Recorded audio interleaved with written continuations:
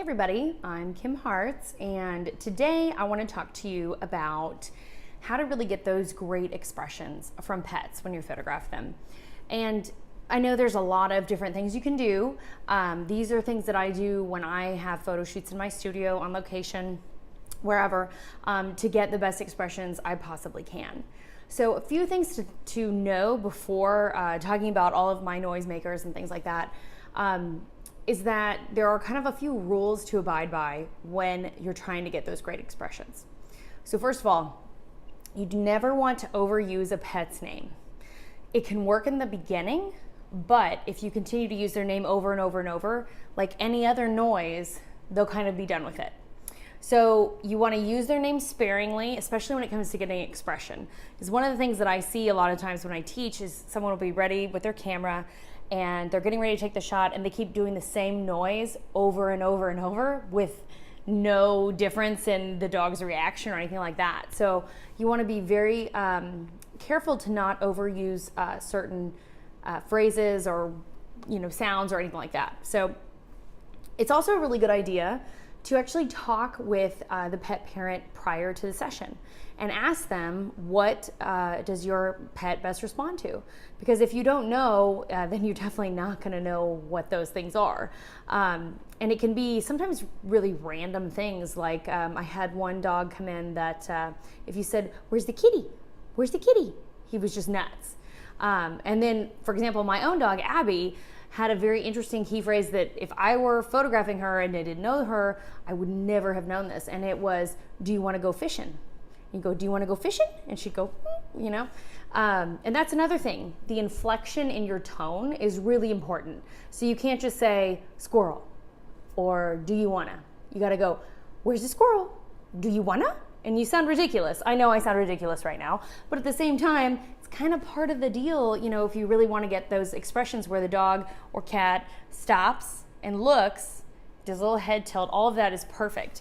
Cats, I will say, are a little trickier because getting them wrangled into a certain space and then getting them to actually look can be very different. But there are some tricks with kitties too. I always like to spray catnip spray on my furniture because you can't see it, because if you sprinkle catnip, then it's a Photoshop nightmare. So you can buy a spray at Petco and you just spray it on the furniture and they go to town and they just rub all over it, and then you can use one of those long sticks with the feathers and the little bells on the end to get their attention.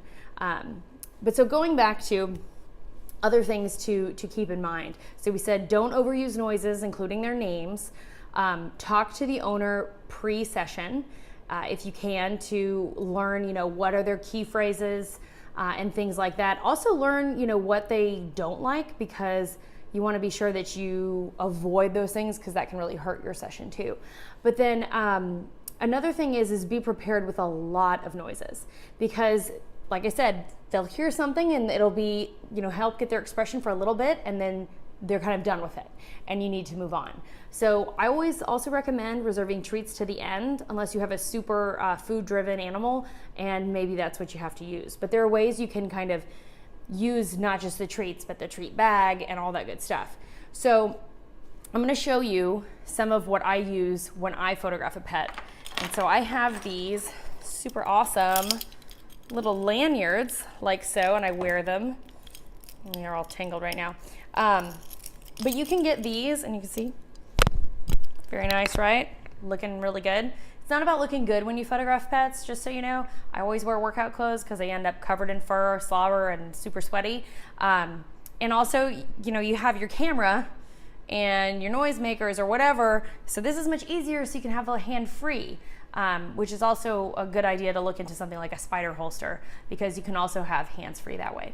But anyways, so these are really great because they can house multiple noisemakers on one little lanyard. And all this is, it's a hunting lanyard. You can get it at Academy, Dick's Sporting Goods, Amazon. I'll have links to a lot of my favorite noisemakers in this post. Which is to give you an idea, this is one of my more popular ones. It's my duck call. I never remember which way it goes, but dogs love that. You can do it a lot of different ways too. And try out those different ways.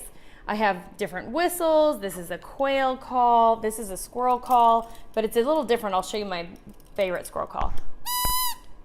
See, but if you overdo it though, I mean, that's the biggest thing, is you have to be ready to take your image as soon as you make your noise.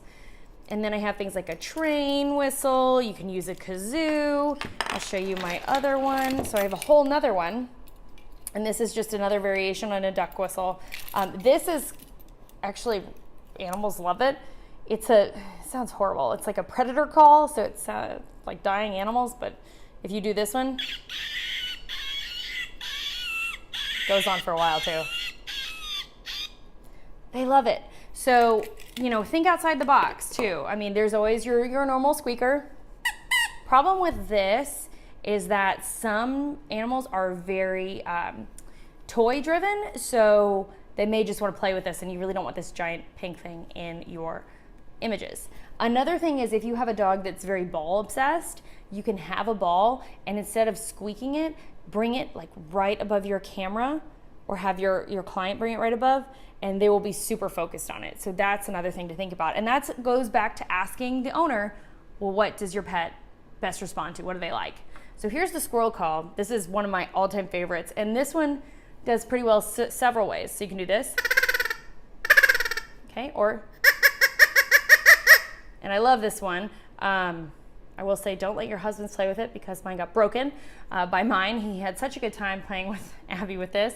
But this is probably one of my number ones. And another thing, we get to treats. So if you do have a dog that is treat obsessed, I always say reserve it to the end.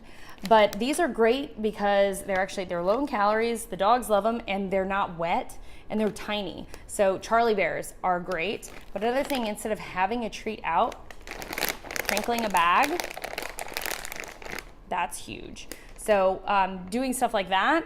And then another one of my favorite noisemakers that you probably have laying around your house is an empty water bottle. Granted, I haven't drank all of this yet, but it gets a lot louder when you take the water out. But this is great too. So think about all the things that you have at your disposal, and just when you're out and about, just be on the lookout for different things. One of my friends has like a whole shelf of just different noisemakers that she's come across, because you never know what's gonna work best. Another thing to not forget, that I see a lot of photographers forget, is to use your own voice. And again, this is not about looking good when you shoot, because you're gonna probably make a fool of yourself. If I find that my noisemakers aren't working, then I do a low bark, I'll sometimes meow, I'll do whatever I need to do to get that expression. So work on your barking, because that does help a lot. Kind of high-pitched noises, sometimes sneezing. There's a lot of different noises that you could use, and if something doesn't work, don't worry about it, just move on to another noise. Because the longer you sit on a noise that doesn't work, you're just wasting valuable time with that animal. So use what you have and be quick. Always be quick, but also be prepared. Being prepared is so, so important. This is just some of the noisemakers. There's also a great app that's free that you can download on your phone called Dog Sounds. And there's a lot of different things in there, like there's an attention one, there's a squeaky toy, a doorbell, which be careful with doorbells, because your dog might go straight to the door, and it's hard to wrangle them back. But the noise that I found that works best on that app is the whining one, and dogs just go nuts. They'll sit there and they'll start doing this, they'll do it the other way, and they keep going until it's a long noise. So it works a few times, but again, it'll stop working. So another thing too, some animals have certain things that make them want to get up and go. Like, do you want to go for a car ride? Do you want to go for a walk? Do you want to go outside? Anything about leaving, is great to get expression. But if it is something that has to do with like going outside or going in the car, make sure you reserve it until the very end. Because if you use that early on in your session, the dog is going to think they're done and they're ready to go. So you need to be really careful about when you use that. And you're only going to get 1 or 2 shots out of it, because once you use it, they're going to be at the door, they're going to be ready to go, and they're not going to want to work anymore. So be very, very careful about how you use that.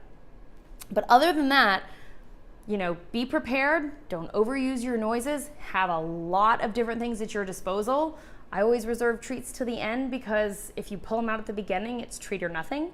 And again, going back to asking that pet parent, what do they best respond to? Because if it's some random phrase like, do you want to go fishing? You're not gonna know. And a lot of times those will get you a lot more use than if you go to your normal, water bottle or whistle or whatever.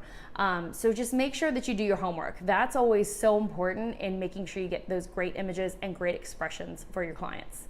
So thanks so much for listening. I hope you got some great information, maybe a nugget here or there. I'll have links to all of my noisemakers and where to find them. And thanks for tuning in.